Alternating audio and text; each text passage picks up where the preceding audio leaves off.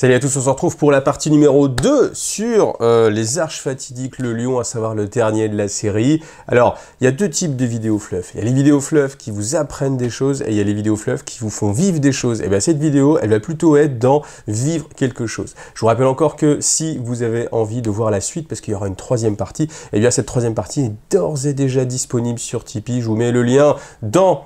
là-haut, vers là-haut, et puis comme ça vous pouvez aller directement la voir, vous n'avez pas de temps d'attente, vous n'avez pas non plus de publicité, voilà, pour vous remercier de me soutenir sur Tipeee, et puis vous gagnez du temps aussi, vous l'avez directement.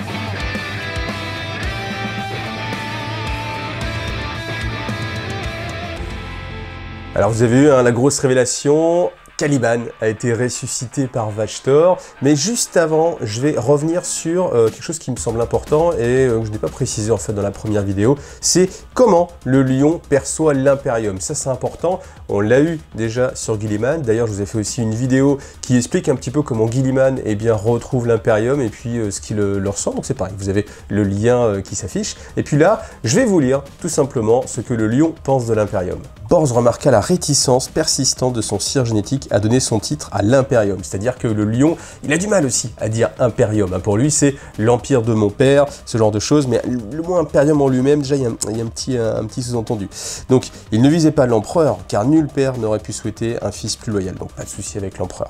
Pas l'humanité non plus, pas vraiment. Le lion avait confié à Borz dans un moment de candeur qu'il ne pouvait mépriser ceux à qui son père avait toujours voulu offrir les étoiles. Donc, il a vraiment envie de poursuivre le rêve de son père, donc ça c'est assez important, même s'il avait été consterné par la misère, l'ignorance et la peur dont il avait été témoin depuis son réveil.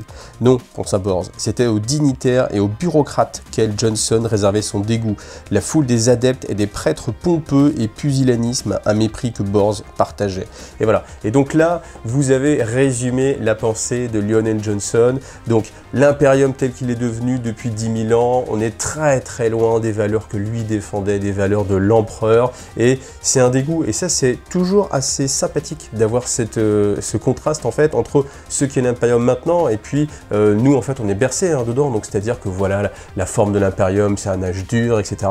Et à chaque fois qu'on voit justement ceux qui l'ont façonné ou ceux qui ont voulu le façonner il y a de ça 10 000 ans, et bien quand ils voient ce qu'il est devenu, ça les dégoûte tous. Donc on peut aussi imaginer que l'empereur lui-même n'est pas satisfait de ce qu'est l'Imperium actuellement, mais peut-être que c'est le seul choix qu'il a pour que l'Imperium justement persiste. En tout cas, ce qui est très intéressant avec tout ça, c'est que maintenant, on a deux personnages majeurs. On a Guilliman et le lion qui sont, pas ouvertement, mais en tout cas qui sont contre l'ecclésiarchie, c'est-à-dire contre le culte impérial, contre le fait que l'humanité considère que l'empereur est un dieu et qu'il faille le vénérer, qu'il ne faille pas faire de recherche, qu'il faille toujours être retourné vers le passé. Et bien là on a deux éléments, et deux éléments assez forts, deux primarques. Donc Guilliman, lui, il avait beaucoup à faire, donc il est régent de l'Imperium, donc il a beaucoup de choses à faire. Il n'a pas pu rentrer en guerre ouverte, évidemment, dans cette chose-là. Maintenant, on peut imaginer, et ça devient assez intéressant, qu'un personnage comme le lion, qui lui ne va sans doute pas, enfin on va voir ce qui va se passer. Peut-être qu'on peut déjà partir en hypothèse avec le fait que lui va s'occuper de régenter un peu l'Imperium Nihilus. Bon, il va prendre la place de Dante. Après, Dante, je sais jamais, lui il est là, donc peut-être qu'il n'y a pas besoin en fait justement d'avoir ce deuxième primarque qui va s'en occuper. Donc peut-être justement qu'il va être un électron un peu plus libre et que décharger justement du fardeau de devoir gérer l'Imperium et de le faire tourner la machine, il va pouvoir se concentrer un petit peu à ses intentions et œuvrer dans le sens de la grande croisade, œuvrer dans le sens de non pas l'Imperium mais l'Empire tel que l'a voulu, ou en tout cas l'Empire de l'humanité tel que l'a voulu l'empereur. Donc on verra ce qui va se passer après. Bon, cette parenthèse étant refermée, mais je tenais quand même à la mettre en avant, on en revient. Donc vous avez l'apparition de Caliban qui a été reconstruite par Vachtor l'Archifan. Alors c'est pas tel quel, donc on vous lit en quoi c'est vraiment quelque chose qui choque l'ensemble des impardonnés. Donc on a Azrael qui regarde ça, et ce qu'il nous dit, c'est pire encore, c'était une exhumation corporelle de la honte cachée des Dark Angels, un blasphème capable d'attirer le malheur et le jugement sur eux par sa simple existence. Et voilà, et ça c'est un élément très fort, parce que bien évidemment il y a le dégoût d'avoir réutilisé en fait leur monde natal de Caliban, mais il y a aussi le fait que le réexposer comme ça à la vue de tous, eh bien ça remet en fait en lumière tous les secrets des impardonnés, et c'est bien sûr quelque chose que Azrael ne peut pas supporter, ne peut pas tolérer. Donc il y a une sorte de rage qui apparaît en fait en lui, alors qu'Azrael c'est quand même quelqu'un qui a le sens en fait des priorités, et qui est censé avoir voilà, une froide résolution. C'est les Dark Angels, hein. Les Dark Angels, on a vraiment cette image de, ils vont pas s'emballer, hein, c'est pas les Space Wolves, hein, on est très très loin de ça. Malgré tout, eh bien lui-même en fait ne peut pas contenir cette colère, et il sait que quoi qu'il arrive, quoi qu'il en coûte, ça c'est important, il doit détruire Caliban, non seulement la purger en fait de tout ce que Vashtor a pu mettre dessus, tous les démons qui sont dessus, tous les déchus justement, ou les renégats Space Marine, mais bien sûr aussi après la détruire, pour détruire tout ce que ça signifie en fait. Donc l'échec des Dark Angels, peut-être le fait que justement il y a eu la lutte entre les partisans de Luther et puis ceux de Lionel Johnson, tout ça c'est rappelé par Caliban. Donc on va vraiment essayer coûte que coûte, quitte à tout perdre, faire disparaître Caliban. Donc c'est parti, donc assaut directement sur Caliban. Donc on a tous les grands héros, donc vous avez Bélial, Samael, Azrael, Asmodei, Ézéchiel. Eux en fait ne vont pas rester bien sûr en commandement de leur vaisseau, et ils vont aller être débarqués sur différents points. Alors ces points, eh bien ils appellent ça des points chauds, je ne vais pas tous les détailler, ça n'a pas vraiment d'importance, mais en fait ce qu'on nous dit c'est que, eh bien en utilisant les anciens relevés de Caliban, donc la structure qu'avait la planète à l'époque, plus eh bien les relevés d'Ospex, les détections des psycheurs, ils localisent en fait différentes zones qui sont les points chauds, et qui sont des endroits où eh bien il faut aller attaquer. Donc c'est ces zones qui sont réparties. La zone la plus importante, alors on lui donne un nom, c'est le palais de la forge empyréenne. Eh bien c'est l'endroit où Azrael va aller. Pourquoi? Parce que c'est là où se concentre en fait le plus d'énergie warp, et a priori ce serait l'endroit justement où tous les faisceaux se rejoignent. Et puis il y a cette image en fait que sans doute Azrael se dit, dans cette toile de machination, eh bien, où trouver l'araignée si ce n'est au centre de sa toile, à savoir justement où est Vashtor, eh bien à cet endroit. Donc c'est l'endroit que va choisir Azrael, et puis l'élite des Dark Angels, l'élite de leur chapitre successeur, pour aller attaquer.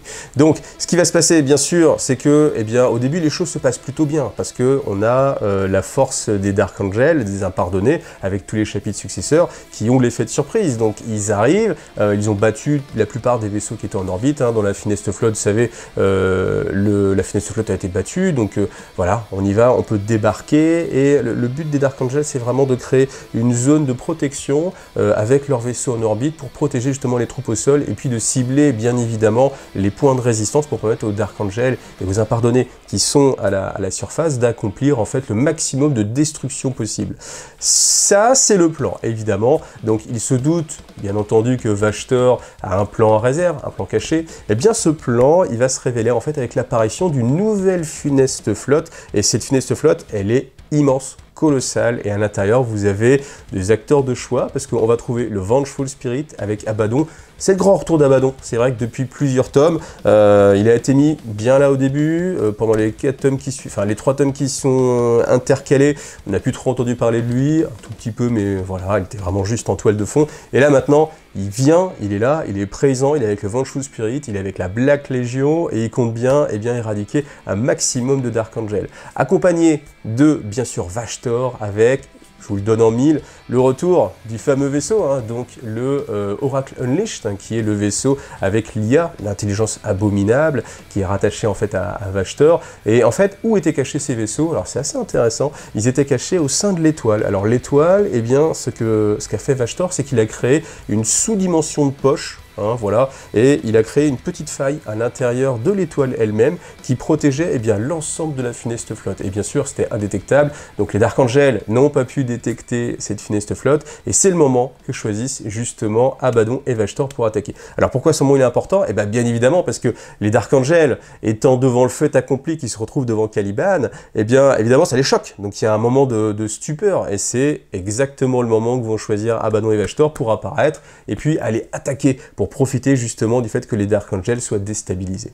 Et que peut-être ils agissent avec un peu plus d'impulsion et d'instinct plutôt que vraiment en étant des calculateurs assez froids, parce que c'est vrai que c'est quelque chose qui est assez rappelé dans le livre et qui est assez vrai, c'est que les Dark Angels, c'est quand même le parangon un peu de... alors ça fait penser un peu aussi aux Ultramarines, mais c'est le parangon de la stratégie tactique militaire, et qu'ils sont vraiment très doués pour combattre. Pas juste au corps à corps, pas juste au tir, etc. Mais vraiment, cette notion tactique et stratégique, elle est assez marquée chez les Dark Angels. Et c'est pour ça que, bien sûr, quand ils seront déstabilisés, parce que ils ont devant Caliban, ça va aider, bien évidemment, Abaddon et Vashtor à les attaquer. Donc, évidemment, ils sont pris par surprise, parce qu'ils ne s'attendaient pas à voir cette flotte apparaître, et surtout aussi près. C'est ça qui est intéressant, c'est que eh bien, les flottes, et en général, elles mettent du temps à arriver, même si elles sont dans un autre système. On imagine bien que même avec une translation Warp, ça se détecte. Le temps qu'elles arrivent, parce qu'il y a les points de Mendeville, vous savez, où c'est l'endroit où les flottes peuvent apparaître, sortir de l'espace Warp pour aller dans l'espace réel. Là, comme elles sortent directement du Soleil, c'est beaucoup plus près, donc c'est beaucoup plus rapide. Alors, on me dira quand même que malgré, même si elles voyagent à la vitesse de la lumière, elles vont quand même mettre un petit temps certain pour arriver, certes, mais en tout cas, ça se passe en quelques minutes, donc en quelques minutes, voilà, vous avez la flotte d'Abaddon, et là, ce qui est assez intéressant, encore une fois, c'est que Abaddon est assez malin, et c'est là où, enfin, c'est au-delà de malin, c'est que s'il est arrivé à cette position, et si c'est l'archétype, en fait, de l'ennemi dans Warhammer 40 000, je pense que c'est lui qui a la figure emblématique de qui est l'ennemi dans Warhammer 40 000, c'est Abaddon, eh bien, il va faire honneur à cette réputation. Donc, tout à fait, il va analyser en fait les choses, et il voit bien un peu comment fonctionnent les Dark Angels, et on sent que lui est vraiment encore, malgré tout ce qu'on a pu dire sur les Dark Angels, leur capacité stratégique, tactique, Abaddon, il est un cran dessus. Et Abaddon analyse exactement ce qui se passe, il fait ok, j'ai bien compris le plan, et il va intervenir exactement où ça fait très mal. Et il va répartir ses flottes, justement, pour faire le maximum de dommages. Donc il va essayer d'empêcher justement les vaisseaux en orbite de faire une tête de pont, et de protéger ceux qui sont à la surface. Et puis, il sait en fait que Vashtor, son but, c'est d'aller sur le roc, encore une fois, parce que vous savez, il n'a toujours pas réussi à récupérer ce qu'il voulait récupérer sur le roc. On va savoir ce que c'est, on va le dire. Et c'est le moment justement où on a un petit flashback qui nous permet d'expliquer ce qu'est les fragments clés, à quoi ils vont consister, et quelle est en fait cette fameuse clé qu'on nous vend depuis 5 bouquins. Alors, est-ce que vous avez un pronostic? On y va, c'est le dernier moment pour faire vos pronostics sur ce qu'est la clé, à quoi elle sert, parce que juste après, je vous le dis. Donc allez-y, lâchez-vous en commentaire, c'est maintenant ou jamais. Alors maintenant que vous vous êtes fait plaisir une dernière fois, on verra qui a raison ou pas. Alors ceux qui ont triché en regardant l'article Warhammer Community, point négatif pour vous. D'ailleurs, c'est dommage parce que je pense que vous êtes spoilé, et c'est dommage de spoiler alors que vous pouvez vivre à travers ces vidéos de façon plus intense les choses, plutôt que de les lire en anglais alors qu'on capte pas forcément tous l'anglais. Bon, après vous avez fait votre choix. Donc, je le dis. Abaddon grimaça. Tu sais déjà ce que je veux voir, Kifan. La galaxie brûlera, mais je ne brûlerai pas avec elle. Je ne suis pas un nihiliste. Je veux que l'empereur cadavre soit renversé de son trône, brisé. Je veux écraser son fief sous mon talon. Je veux conquérir puis régner. Rien de tout cela n'arrivera si la galaxie sombre dans la folie ou est déchirée par les bêtes et les Xénos. Donc là, vraiment, clairement, encore une fois, ça c'est hyper important. C'est quel est le but d'Abaddon? C'est pas de faire triompher le chaos, parce que ce serait l'anarchie, la folie. Bien sûr, c'est pas que ce soit les Xénos qui gagnent, hein, donc voilà, tout ce qui est empire orc, etc., on va lutter contre. Ce ne soit pas non plus dévoré par les bêtes, donc c'est-à-dire les tyrannides. On va pas lutter, on va pas laisser faire les tyrannides. On imagine que les nécrons non plus, on va pas les laisser faire. Mais son but, c'est vraiment de régner sur la galaxie et pas seulement de détruire l'Imperium. Et parce que ça, c'est vraiment important. On fait le parallèle encore une fois avec Horus. Le but d'Horus, c'était de détruire l'Imperium, quoi qu'il en coûte. Le but d'Abaddon, c'est de régner sur l'Imperium. Ça, c'est totalement différent. Donc comment il va parvenir à ça? Donc Vashtor lui propose bien une solution. Donc il lui dit, oh, il y a ça, beaucoup de temps, je vais pas le faire avec la voix du père Fouras, mais oh, dans un temps très reculé, Eh bien, il dit, avant que les humains en fait ne naissent et n'apparaissent sur la planète, il y avait en fait des dieux. Et là, on fait, ok, je t'arrête tout de suite. Tout ce qui est artefact des dieux, je ne veux pas l'utiliser, donc ça ne m'intéresse pas. Ah non, attends, étranger, tu t'égares. Et il le dit, non, c'est pas de ça que je te parle de la guerre des anciens, entre les anciens et les Cthans. Donc là, on est vraiment sur l'essence même de ce qui a existé, et c'est vraiment important. Pourquoi? Parce que ça peut répondre aussi à des questions. On s'est dit, à un moment donné, peut-être que Vashtor est issu de la guerre contre les IA. Non, parce qu'il était là déjà avant. Il était là à l'époque, justement, de la guerre entre les anciens et puis les Cthans. Donc, est-ce que c'est à ce moment-là qu'il a été créé? Peut-être, ça c'est pas du tout impossible, il n'y a rien qui le confirme, mais en tout cas c'est ce que ça laisse présager. En tout cas lui a cette information, il sait comment ça s'est passé. Donc après, qu'est-ce qu'on peut faire de cette information? C'est pas beaucoup plus, hein, parce qu'on n'a pas la finalité sur la création de Vashtor. Est-ce qu'on aura vraiment un jour la réponse à ça? Je ne sais pas, j'espère, hein, peut-être que dans quelques années, je vous ferai une vidéo l'origine de Vashtor. Franchement, ça me ferait plaisir d'en savoir un peu plus sur ce personnage-là. En tout cas, ce qu'il nous dit, c'est qu'à cette époque-là, eh bien, ils se sont affrontés et puis ils pensaient vraiment tout maîtriser dans un niveau technologique, mais malgré tout, ils n'ont pas réussi à forcément tout contrôler, ça s'est mal passé et ils ont disparu. Donc les Cthans et les Anciens. Ensuite, ce qui restait, eh bien, c'est les Eldari. Les Eldari, en fait, eux ne comprenaient pas forcément toute l'ampleur de la technologie. Il y a des choses qui provoquaient en fait l'effroi chez eux. Et ce qu'ils ont décidé, c'est de détruire les armes cataclysmiques qui pouvaient détruire la galaxie, on va dire ce genre de choses. Et ils l'ont fait de deux façons. Alors, soit justement, ils étaient capables de démanteler les armes et de les détruire, soit ils ne pouvaient pas, et ce qu'ils ont choisi, c'est d'enfermer justement les choses qu'ils ne pouvaient pas contrôler dans une crypte. Alors cette crypte, elle se situe entre les dimensions, c'est-à-dire entre l'espace réel et entre l'espace warp. Donc bien sûr, on va parler de la toile, et c'est dans cette toile qu'est enfermée l'une des armes. Alors, est-ce que c'est l'arme absolue? Est-ce que c'est juste une arme parmi d'autres? Peu difficile de savoir, moi je le sens plutôt comme une arme parmi d'autres, mais en tout cas c'est là, dans la toile, qu'on va trouver l'arme, et pour trouver cette arme là, on va utiliser la clé. Vous voyez, il y a toujours cette notion là, la clé va permettre d'accéder à la toile et de trouver la crypte dans laquelle vous avez l'arme absolue, et l'arme absolue qui n'est pas Caliban, d'accord? Donc, alors, il y a un petit passage qui est assez sympa et qui moi me plaît, donc je vais vous le lire, c'est « La crypte est cachée même à ma vue », c'est-à-dire que même Vashtor en fait ne sait pas où est la crypte, hein, donc il a besoin de cette clé, mais nous la façonnerons, donc il parle de la clé, elle trouvera sa serrure, car n'est-ce pas là le désir singulier de tous les outils d'être utilisés comme leur fonction le dicte? Et je trouve ça assez intelligent, et j'aime bien cette notion de, encore une fois, une sorte de causalité, c'est-à-dire qu'à partir du moment où un objet existe, eh bien, l'univers où tout fait en sorte que eh bien, cette chose soit utilisée. Si on a un couteau, c'est pour qu'à un moment donné il coupe.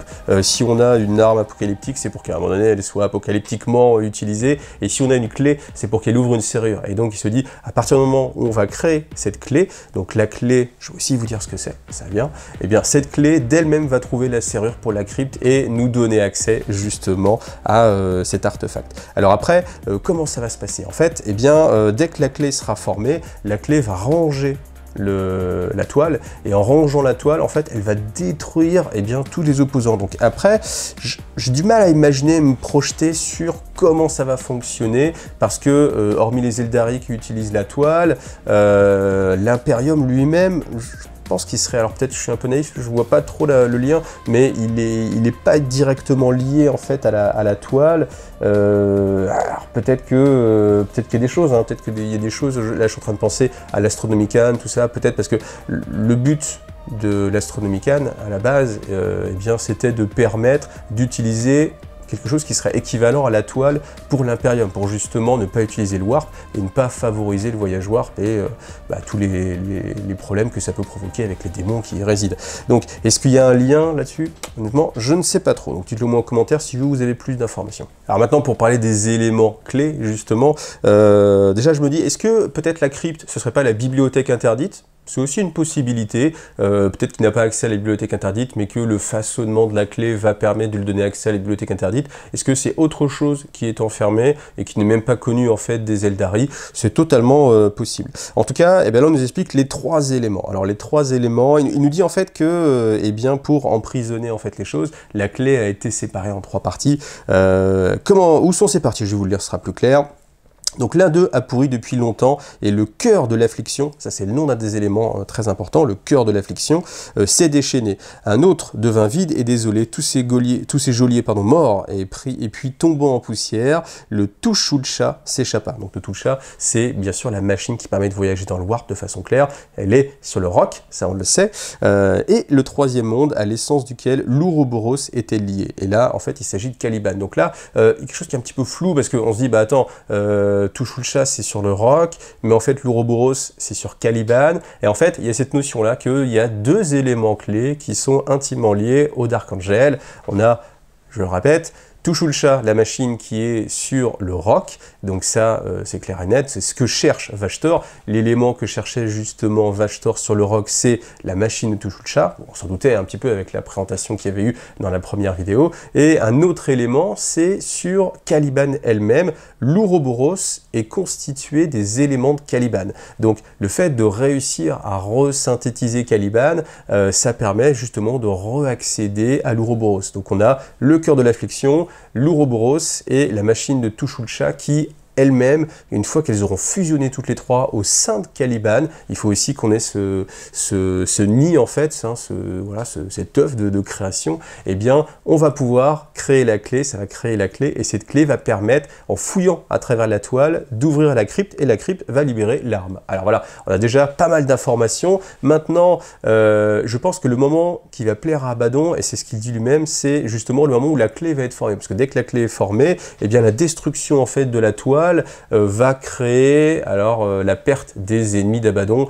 Là encore une fois, je redis, mais je vois pas trop comment ça se profile. Bon, j'ai essayé de réfléchir, j'ai pas de solution, désolé. Donc à vous de faire votre propre solution, on l'aura peut-être dans la 3e partie. Et en tout cas, après, c'est dans la crypte qu'on aura l'artefact qui permettra à Vashtor d'atteindre l'ascension. Donc voilà, là c'est pareil, on ne sait pas encore ce que c'est, mais en tout cas, on a tous les éléments, donc tout ce qu'on avait comme hypothèse, avec c'est peut-être le lion, c'est peut-être le bouclier du lion, c'est peut-être l'IA supernova de Farsight. Donc tout ça, on oublie, la réalité, c'est la machine de Tushulcha. Alors tout ça, ça fait bien l'affaire d'Abaddon et de Vashtor. Pourquoi? Parce que, évidemment, les détenteurs du dernier élément de la clé, ce sont les Dark Angels, et justement, Caliban, eh bien, ils savent hein, que ça va les déstabiliser très fortement, et que, immanquablement, ça va les envoyer vers leur perte, et surtout, ça va les faire venir, et ça va leur donner, justement, le dernier fragment. Donc tout se recoupe parfaitement. Le plan de Vashtor est sans accroc. Il aime quand les plans se déroulent sans accroc, je pouvais pas m'empêcher de le dire.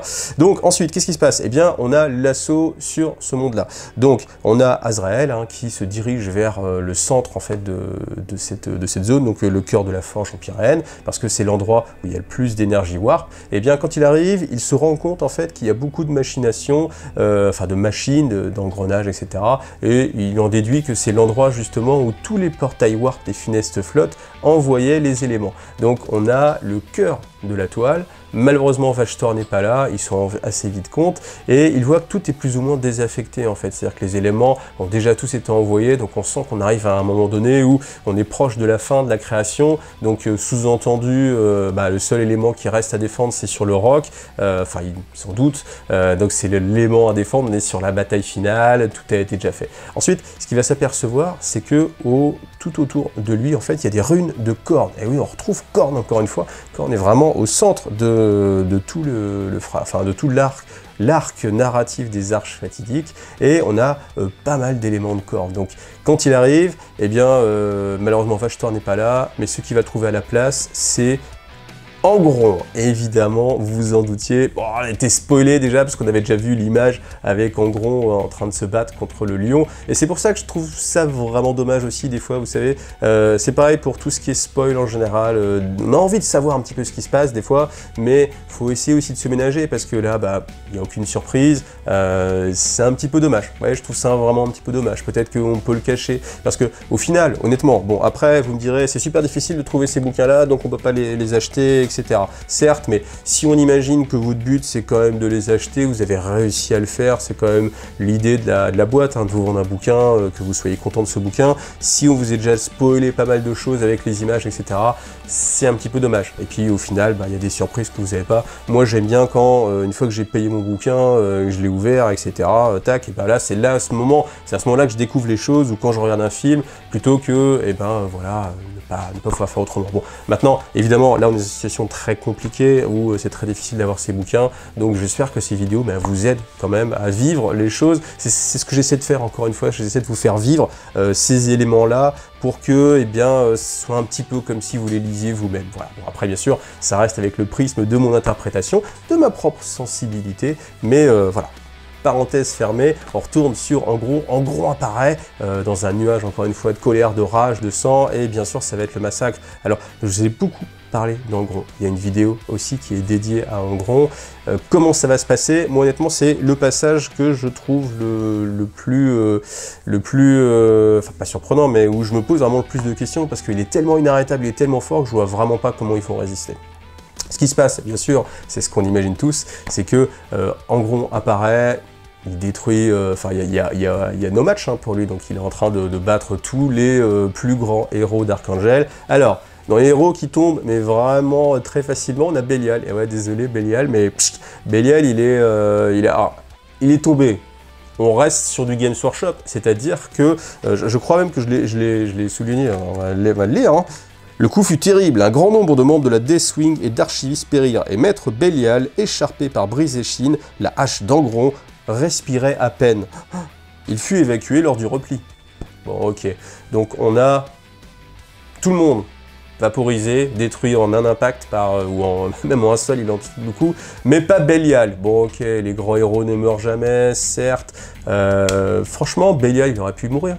Non, peut-être ça. Alors, c'est un personnage où certains sont attachés. Il y a même certains qui portent leur pseudo comme Bélial, mais est-ce qu'il n'y a pas un moment donné où on peut quand même faire mourir un peu des personnages? Vous voyez, même là, en fait, je trouve que ça nous sort en fait du truc, parce qu'on se dit, bah ouais, c'est encore le même truc. Alors si un maigre personnage, entre guillemets, comme Bélial, qui a eu aucun impact, jusqu'à présent, il a rien fait. On a juste eu à un moment donné où Samael fait un trou dans une arche fatidique, ok, Bélial, il a juste rien fait, donc est-ce que c'est pas un personnage qui peut être sacrifié un peu sur l'autel du côté un peu grandiose des choses? Certes, bon, alors on verra. Alors peut-être qu'il va mourir de ses blessures, hein, on sait jamais. Hein. Bon, ok, personne n'y croit. Moi-même, j'y crois pas. Non, personne ne peut y croire. Donc, Bélial, voilà, il a succombé. Enfin, il est gravement blessé. Bon, c'est pas grave. On continue. Donc, Azrael, eh bien, il profite justement du temps donné par Bélial pour partir un petit peu en retraite. Et là, il y a un passage qui est quand même, malgré tout, assez sympa. Donc, c'est pour ça que je vais vous le lire aussi. Azrael jura amèrement. Il se haïssait pour avoir succombé à la folie et à la colère qui l'avait envahi en voyant la mémoire de Caliban ainsi profanée. Il détestait tout autant le démon qui avait si cyniquement attiré les Dark Angels dans la bataille contre le seigneur des World Eaters. Et on a ce moment-là où, eh bien, c'est la première fois où Azrael va ressentir de la crainte. Depuis le début, il était guidé par une haine froide, un désir, une volonté. Mais là, en voyant Angron apparaître, eh bien même lui en fait ça le fait douter. Évidemment quand il voit le résultat, Bélial à terre, etc. Il se maudit lui-même et il se dit on n'aurait vraiment pas dû venir, notre chapitre va y passer, on va pas réussir. Et c'est assez fort, encore une fois, je vous l'avais dit déjà sur un petit personnage. Quand on a un membre, alors c'était un membre de la garde royale, enfin de la garde des ultramarines qui se mettait à douter, là on a carrément Azrael, grand maître des Dark Angels, on est quand même assez haut, qui lui-même doute face à Angron. Qu'est-ce qui va se passer? Il a réussi quand même malgré tout à s'échapper un petit peu, et au moment où eh bien ça se passe assez mal parce que alors ils ont plus de communication avec les vaisseaux en orbite. Maintenant ce qui se passe en orbite c'est assez clair. Eh bien Abaddon est en train de prendre le dessus. Ce qui s'est passé c'est qu'il y a eu deux forces, une force d'Abaddon qui va sur on va dire la tête de pont qui est établie par les Dark Angels, et puis Vashtor qui lui-même, son but c'est d'aller récupérer la machine de Tushulcha, donc il va sur le roc, il attaque le roc en priorité. Ce qui se passe, c'est qu'à ce moment-là, eh bien forcément, les Dark Angels, toute la flotte des impardonnés est pris entre deux feux, entre la planète Caliban. Alors oui, ça je vous l'ai pas dit, oh je l'ai pas dit. La planète Caliban, telle qu'elle a été réutilisée, elle s'appelle Armoise, A-R-M-O-Y-S-E, donc Armoise ou Armoise, on va dire Armoise, et c'est le nom en fait de cette nouvelle entité. On n'appelle plus Caliban. Caliban, c'était à l'époque où elle était encore saine. Là maintenant qu'elle est contrôlée par Vashtor, elle s'appelle Armoise. Et Armoise, c'est une arme colossale. Évidemment, vous imaginez bien qu'un Space Hulk, déjà, c'est énorme, et les Space Hulk de Vashtor sont incroyablement résistants, difficiles à détruire, et puis très violents. Ils ont la capacité de détruire des flottes entières. Là, quand vous avez un planétoïde de la taille de Caliban, ça se passe un petit peu de façon compliquée. Donc, malgré tout, on avait quand même une énorme armada avec les Dark Angel et puis leurs chapitres successeurs. Donc, ça permet de faire le match un petit peu. Mais là, avec l'arrivée de la nouvelle funeste flotte, avec l'Oracle Unleash, Vashtor, le Vengeful Spirit, ça se passe très mal. Donc, à un moment donné, on a cette perte justement un petit peu d'espoir aussi bien au sol avec Azrael qu'en orbite avec les vaisseaux. Et c'est le moment incroyable où sur les Auspex on détecte des vaisseaux qui arrivent et incroyablement ils arrivent très près. Donc encore une fois, peut-être que le point de Mandeville a été déjà dépassé. À quoi il sert en fait si quand il faut au final on sait s'en passer? Bon, n'y pensons pas. En tout cas, là, vous avez l'arrivée de l'armada des Blood Angel avec Dante. Dante qui arrive avec bien sûr dans ses soutes, vous le savez, le Primarch Lionel Johnson. Donc les héros arrivent, la cavalerie arrive. Donc c'est un moment où vous avez Dante qui arrive et lui il est accompagné de toute une force, c'est quand même le régent de l'Imperium Nihilus, il est accompagné de toute une force de vaisseaux impériaux. Alors les vaisseaux impériaux, je suis désolé pour tous ceux qui aiment Battlefield Gothic, hein, clin d'œil toujours. Ils sont vraiment mis de côté. On a déjà passé beaucoup de tomes dessus, donc là, voilà. La seule chose, c'est que Dante décide que tout ce qui est humain, non post-humain, donc c'est-à-dire tout ce qui n'est pas Space Marine, va aller se battre avec le Rock contre Vashtor, parce qu'ils ne vont certainement pas supporter la folie qui se passe sur la planète Armoise, sur cette arme vivante en tout cas, et c'est pour ça qu'on va les mettre de côté. Donc Dante va décider lui-même d'aller attaquer, et bien sûr, il se signale à l'arrivée des Dark Angel, donc il signale à la flotte, il dit on arrive, on est là pour vous aider, et là, bien sûr, c'est l'incrédulité chez les Dark Angel. Pourquoi? Parce que c'est une mission secrète, normalement il n'y a qu'eux qui savent où est justement l'Archifan. C'est vrai qu'on se dit qu'ils auraient pu demander quand même un petit peu d'aide, mais en fait non, parce que justement, ils sont attachés en fait à leur secret et ils voulaient se venger. Donc c'est encore une fois l'image du piège qui se retourne contre eux, c'est que leur propre secret c'est leur plus gros ennemi et c'est leur plus gros épine dans le pied, parce qu'ils auraient pu demander de l'aide à une force, une croisade d'Indomitus qui était par là, mais non, ils y vont tout seuls, et là il se dit mais comment c'est possible que Dante puisse savoir qu'on est là, en train de se battre, et en fait, ils sont un petit peu hébétés, ils savent pas quoi faire, parce qu'ils disent en plus il y a Caliban, ex-Caliban, qui est juste devant eux, et si Dante apprend que Caliban a été détruit, etc., parce que vous savez, ça c'est un secret, c'est un secret des Dark Angel. Donc si il se rend compte de ça, eh bien ça va être horrible, donc ça va être pire que la mort encore pour les Dark Angel. Mais malgré tout, ils sont en train de tout perdre, et peut-être que l'arrivée des Blood Angel et de Dante, ça va permettre justement de contrebalancer l'arrivée du Vengeful Spirit, d'Abaddon, de la Black Legion. Donc ils sont partagés entre les deux, mais ils se disent tant qu'on y est, on réfléchira à ça plus tard, donc il faut absolument qu'on aille de l'avant. Donc, ils acceptent malgré tout cette aide, et en fait, mais c'est assez froid. Et en fait, Dante, c'est le moment qu'il choisit pour leur annoncer une petite nouvelle. Alors, il ne fait pas comme ça, mais en tout cas, il se dit, il faut absolument que je leur dise cette information-là. Je vous informe, le retour de Lionel Johnson. Ou si ça vous intéresse, mais voilà. Et donc du coup, évidemment, pour les impardonnés, c'est quoi le retour de notre Primarch, Lionel Johnson? On veut lui parler. Comment est-ce possible? Pourquoi est-il sur un croiseur des Blood Angel? Et pourquoi il n'est pas avec ses fils, à savoir avec les Dark Angel?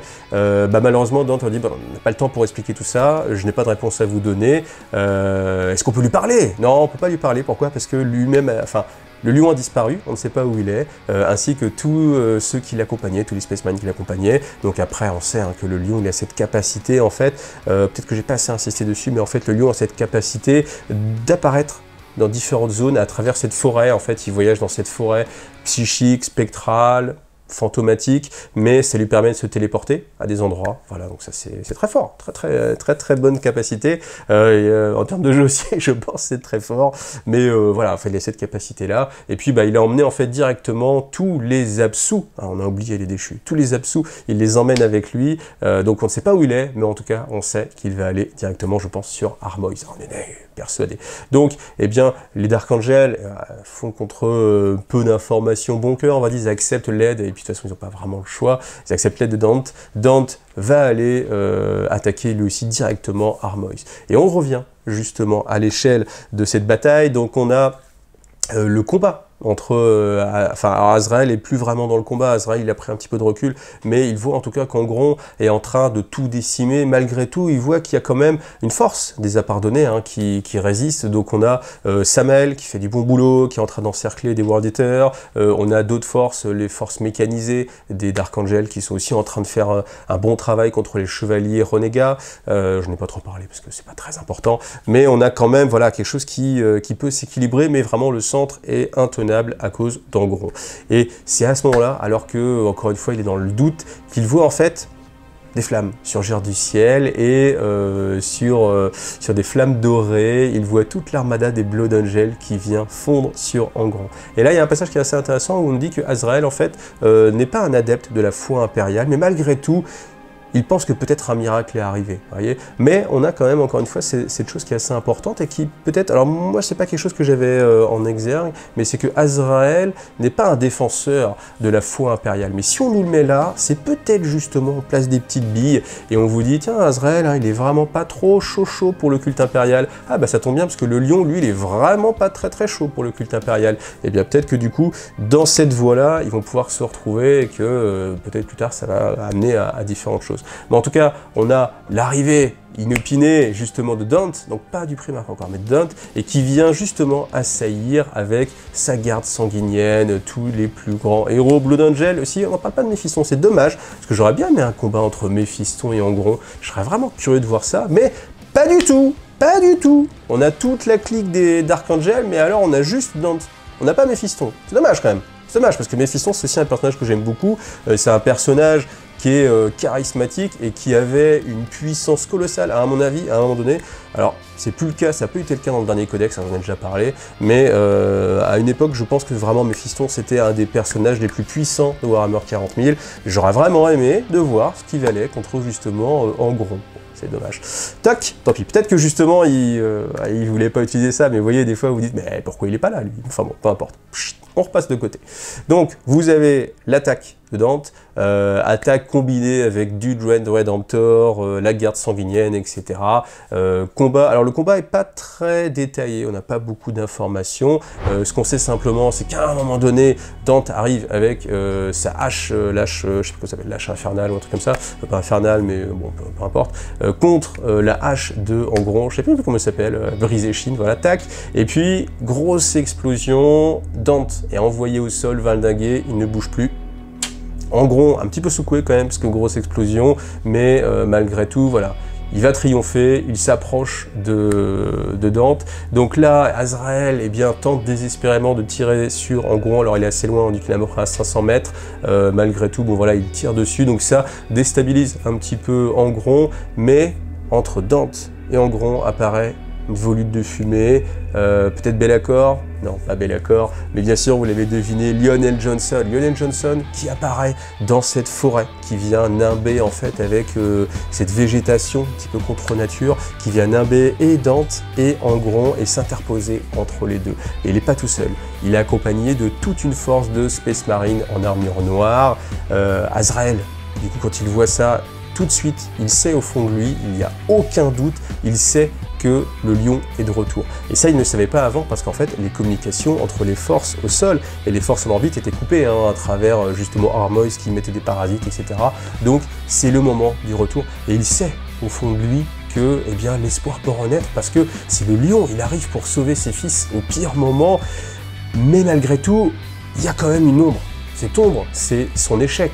L'échec d'avoir laissé Luther s'enfuir, l'échec d'avoir laissé le roc se faire assaillir plusieurs fois, l'échec aussi de l'utilisation de la machine de Tushulcha. Donc ça encore, c'est un passage du fleuve que j'ai pas lu, que je connais pas. Donc si vous avez des infos, franchement, je suis preneur. Mais il y a tout ça qui se mêle. En fait, il y a la honte d'avoir échoué et l'espoir de voir son père génétique revenir et les sauver au dernier moment. Donc il est subjugué. Il regarde ça. Alors on a tout de suite le lion qui va attaquer tout de suite Angron, mais Angron ne se laisse pas avoir aussi simplement, et là on a un combat. Alors le combat, il est un petit peu détaillé, mais vraiment pas beaucoup. Pour l'instant c'est juste pour mettre une ambiance, donc on voit juste que le lion est en train de parer, donc il n'est pas en difficulté, il n'y a pas cette notion là, il n'est pas non plus en mode easy, donc on ne sait pas trop. Angron lui, comme d'habitude, il réussit de son maximum. C'est pas trop. On est sur une sorte de statu quo, en tout cas. Par contre, ce qui est certain, c'est que le lion, en fait, recule, mais recule de façon intentionnelle. Pourquoi? Pour éloigner, justement, Angron de Dante. Et en fait, alors qu'il est en train de parer, entre deux parades, eh bien, il regarde du coin de l'œil l'ami Azrael, et en fait, dans ce regard, cet échange, eh bien, Azrael comprend ce que son père lui demande, et il lui demande tout simplement de sauver Dante, parce que les Dark Angels, et ça Azrael l'a déjà bien compris, les Dark Angels ont une dette énorme pour les Blood Angels qui sont venus sacrifier beaucoup pour leur permettre de lutter, et c'est une dette de sang qu'ils se doivent d'honorer. Il y a quand même cet honneur chez les Dark Angels, même s'il y a le culte du secret, il y a cet honneur qui est quand même assez présent, et c'est quelque chose qui est très important aussi pour le lion, et c'est ça qu'on comprend à ce moment-là, c'est que le lion, c'est aussi quelqu'un qui ne va pas cultiver, enfin, j'ai l'impression, c'est pas quelqu'un qui va encourager cette quête du secret, mais plutôt encourager cette quête de la grandeur des impardonnés, des Dark Angels, pour justement qu'on arrête avec cette notion d'impardonné et qu'on aille de l'avant dans la palme. C'est moi vraiment ce que j'ai pu comprendre de cet élément-là. On va voir ce que ça va donner, mais en tout cas, je pense que c'est clairement le but du lion, d'aller de l'avant, et de commencer par payer les dettes. On paye les dettes, on solde cette dette, et on a une dette envers les Blood Angels. Azrael se doit de sauver Dante, et le lion va tout faire pour l'aider en attirant justement Angron un peu loin du combat. Et voilà, et on en arrive là, c'est là où je me suis arrêté. On a Azrael qui du coup comprend et crie « Pour le lion !» pour l'empereur, et il fonce justement pour aider Dante. Donc qu'est-ce qui va se passer après? Eh bien, je ne sais pas, parce que je ne l'ai pas lu, c'est ça tout le plaisir. Donc qu'est-ce que je peux imaginer? Je pense que il y aura un duel épique, évidemment, entre le lion et Angron. Qu'est-ce qui va se passer? Je ne sais pas. Je pense, encore une fois, je vous l'ai dit, j'ai déjà fait une vidéo là-dessus, qu'il y aura forcément un statu quo, quand on voit que même Bélial, qui est un personnage mineur, désolé pour tous ceux qui adorent Bélial, moi-même c'est un personnage que j'aimais bien, mais c'est un personnage mineur, ils ne le font pas décéder, il est juste blessé et évacué, alors qu'il évacue, parce que quand tout le monde est en train quand Angron est en train de charcuter tout le monde, j'imagine mal quelqu'un faire non mais juste je viens prendre Bélial, et puis oui vas-y. Bon, peu importe, mais qu'est-ce qui va se passer? Honnêtement, je ne le sais pas. Quelle va être l'interaction d'Abaddon avec tout ça? Ce qu'on a vu, peut-être, j'ai pas insisté dessus, mais en fait, quand la flotte des Blood Angels apparaît, eh bien Abaddon, lui, garde tête froide. Ça, c'est quelque chose de très important. C'est là où on voit en fait toute la force d'Abaddon, c'est que c'est pas une brute sanguinaire, et que lui-même, il ne se laisse pas aveugler par ses instincts, cette soif de combat ou quoi que ce soit, et c'est vraiment le calculateur froid, intelligent, méthodique, efficace, implacable, et c'est une très belle image d'Abaddon. Et en fait, comme il voit que justement les Blood Angels arrivent, il dit ok, je vais pas aller dans ce combat-là parce que ça peut être dangereux, je vais pas tout risquer, je me décale, et en fait, il a derrière lui une petite idée, c'est l'idée qu'il se dit que de toute façon c'est pas grave, parce que quel que soit ce que l'Imperium va pouvoir envoyer, les Blood Angels, les impardonnés, tous vont aller sur Armoise, le Caliban restructuré, et en fait Armoise c'est une machine à broyer la chair, elle est là pour détruire tout ce qui va être envoyé, et il sait que de toute façon tout ce qui va être envoyé dessus va être sacrifié pour créer la clé et lui permettre de détruire justement l'Imperium tel qu'il est maintenant.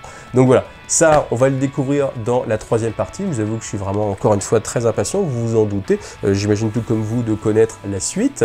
Voilà, tout simplement on s'arrête là, et puis je vous donne rendez-vous dans une prochaine vidéo. Si vous avez aimé, pensez à liker, pensez à commenter si vous voulez soutenir sur Tipeee, moi c'est ce qui me permet de vivre et de continuer à faire ce travail là, donc pensez-y. Vous pouvez aussi passer par les liens MyHobbyPlace, hein, ça c'est quelque chose qui ne vous coûte rien, qui vous rapporte 20% de remise, et qui moi me soutient aussi financièrement directement, donc n'hésitez pas, voilà, je me permettais de le remettre. Merci à vous tous, gros bisous, à bientôt, salut.